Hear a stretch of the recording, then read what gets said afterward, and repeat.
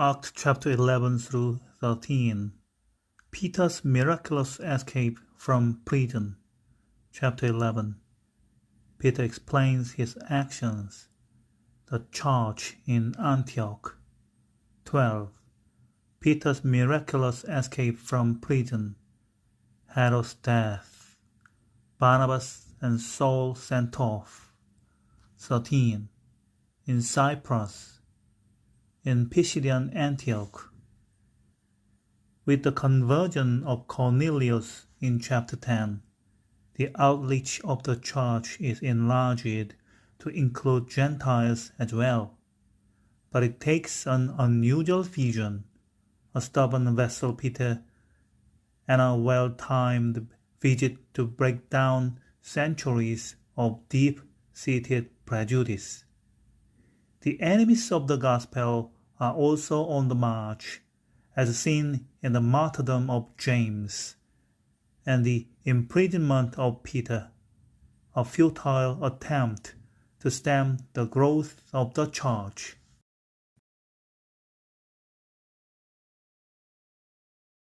Acts chapter 14 through 16. The Council at Jerusalem. Chapter 14. At Iconium, in Lystra and Derbe, the return to Antioch in Syria. 15. The Council at Jerusalem. The Council's letter to Gentile believers. Disagreement between Paul and Barnabas. 16. Timothy joins Paul and Silas. Paul's vision of the man of Macedonia. Lydia's conversion in Philippi. Paul and Silas in prison. Chapter 15 describes two sharp disagreements in the church. In fact, the chapter begins and ends with a disagreement. The first was theological. The second was personal. The first was between acquaintances. The second between close friends and colleagues. The first was over essentials, the second over non-essentials. The first could not be resolved by agreeing to disagree. The second could. And God was honored in the way each was handled. There is an agreeable and a disagreeable way to settle disagreement. Is there a brother or sister in Christ you need to approach in order to resolve a dispute? Is there a relationship in your immediate family that needs to be restored? Use Acts 15 as your guide. Make today the someday you've been putting off.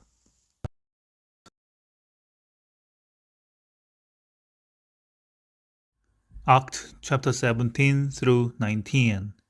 Turn your eyes upon Jesus. 17. In Thessalonica, in Berea, in Athens. 18. In Corinth, Priscilla, Aquila, and Apollos. 19. Paul's in Ephesus. The riot in Ephesus. One day Paul left Athens and went to Corinth. He reasoned in the synagogue every Sabbath and tried to persuade the Jews and Greeks. Paul devoted himself exclusively to preaching, testifying to the Jews that Jesus was the Messiah. Jews opposed Paul and became abusive. Paul was in suffering at Corinth. When I saw his situation, full of hostility and persecution, the other is looking on Jesus. One night, the Lord spoke to Paul in a vision. Do not be afraid. Keep on speaking. Do not be silent. For I am with you, and no one is going to attack and harm you, because I have many people in this city. So, Paul taught his brothers and sisters in Corinth, saying, we fix our eyes not on what is seen, but on what is unseen, since what is seen is temporary, but What is unseen is eternal.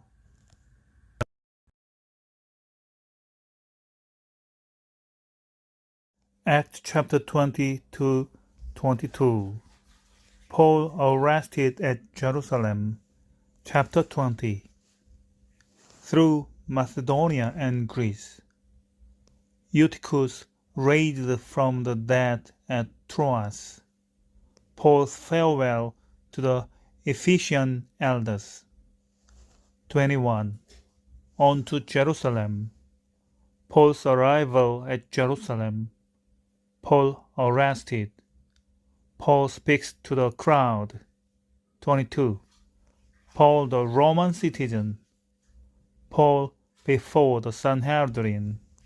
The Apostle Paul believed that a faith worth living for was a faith worth dying for.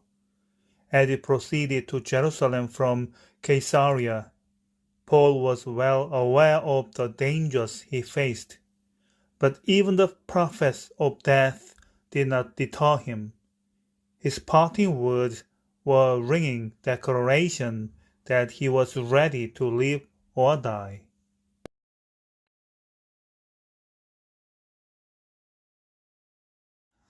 Acts chapter 23-25. Paul's trials to Roman rulers.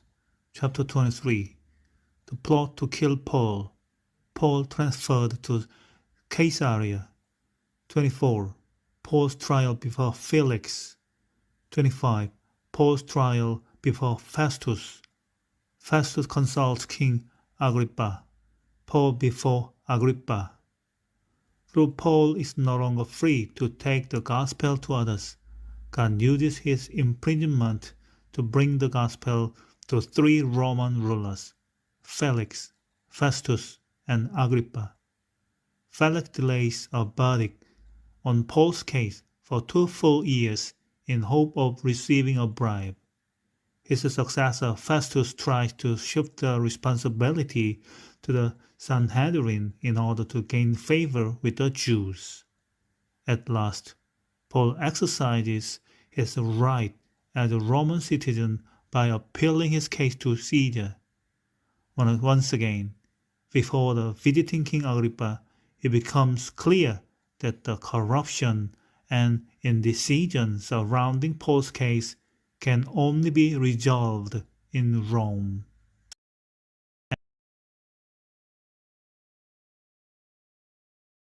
Acts chapter 26 through 28.